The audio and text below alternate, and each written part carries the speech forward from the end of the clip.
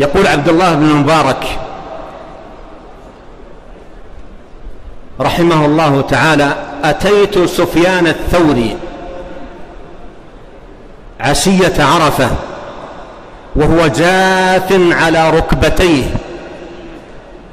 وعيناه تهملان فبكيت، فالتفت إلي وقال: ما شأنك؟ قلت له: من أسوأ أهل هذا الموقف شأنا؟ من أسوأ أهل هذا الموقف شأنا؟ قال: الذي يظن أن الله لا يغفر لهم. قال: الذي يظن أن الله لا يغفر لهم. ولهذا رواه ابن أبي الدنيا في كتاب حسن الظن بالله.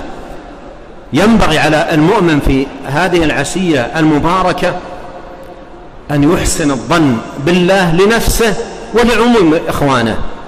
أرأيتم هذه الجموع، هذه الأعداد الكبيرة، المسن والعجوز والمرأة الكبيرة والفقير والغني والرئيس والمرؤوس، تعنوا وتكلفوا وتعبوا وجاءوا إلى هذه الأرض المباركة والديار الطاهرة يرجون ما عند الله سبحانه وتعالى. ولهذا ينبغي أن نحسن الظن بالله سبحانه وتعالى أن يغفر لعموم الحجاج، وأن لا يردهم خائبين، وأن يتقبل دعواتهم، وأن يغفر زلاتهم، وأن يهدي ضالهم، وأن يرد الجميع إلى الله سبحانه وتعالى ردا جميلا، وأن يعودوا إلى ديارهم وقد غفرت الذنوب وحطت الخطايا والأوزار، كما قال نبينا عليه الصلاة والسلام: الحج